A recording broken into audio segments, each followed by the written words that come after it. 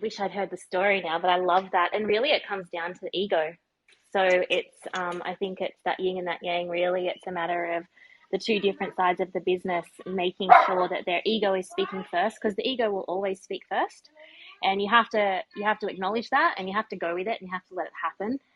It's the analytical side.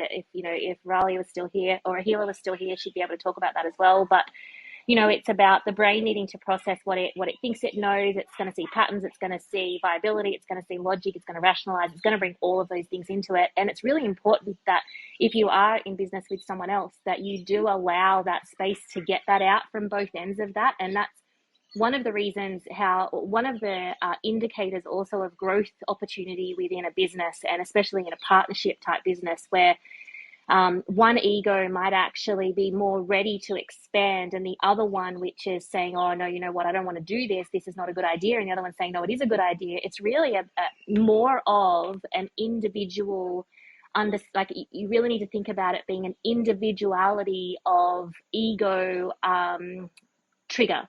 So our ego will be triggered into protect something. So our ego is basically here to keep us safe. It's going to alert us when there's a certain level of uncertainty, and it's going to behave in a certain way. And so the person who is on the end of I don't want to do that is being triggered because they're at their expansion limit, and so their ego is just going, oh, everything's uncertain outside of that, and all the tools, all of the intellect, all of the experience that I have and the knowledge that I have at this point in time is telling me that that's not going to work. But the other person potentially could have more of a different experience or understanding or knowledge or intellect, or even maybe using their intuition a little bit more, and their ego has more of a capability to handle risk. Tony Robbins talks about that the quality of your life is in direct proportion to how much uncertainty you can handle. And when you really think about that, it's about thinking, okay, well, we've got to get the ego out of the way, because that's the business side of things, if you want to see it like that. But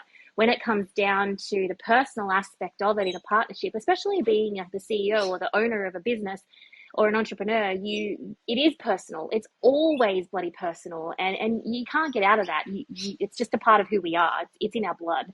And so you have to bring in that personal element to it, but that personal element is always going to be based on what your soul or what your spirit is here to expand. Your ego is here to protect that. So you need to sit down and you need to separate your ego. I know Joseph was saying earlier about his ego getting in the way.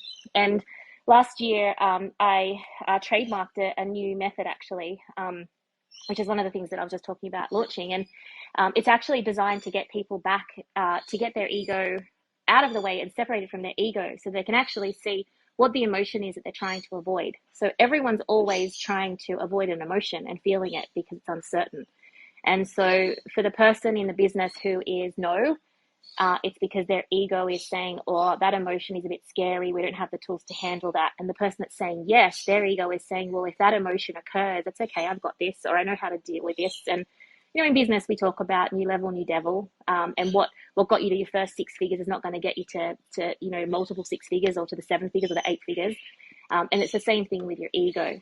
So if you're in partnership, my advice always is to recognize that the most, more mature and evolved way, especially when we're talking about including intuition in the business, the best way to do it is to just go, right, we need to sit down and have a tactical, strategic conversation about why this will work and why it will not on paper. And then we need to sit down and we need to look at where is your ego blocking this and where is my ego blocking this, and at what level each of us have that comfortability for risk or uncertainty, and just seeing whether or not the other person in the partnership is able to carry that risk for the both of you, whether the person who won't take the risk or doesn't want to take the risk feels that they can maybe bring in tools or people who can teach them to handle that risk. And that's all about personal and professional growth, and inside of entrepreneurship and business and being owners and things like that. Personally, I think it's the only way forward. I think it's the way that everyone will be moving eventually. So I hope that helps, Glenn.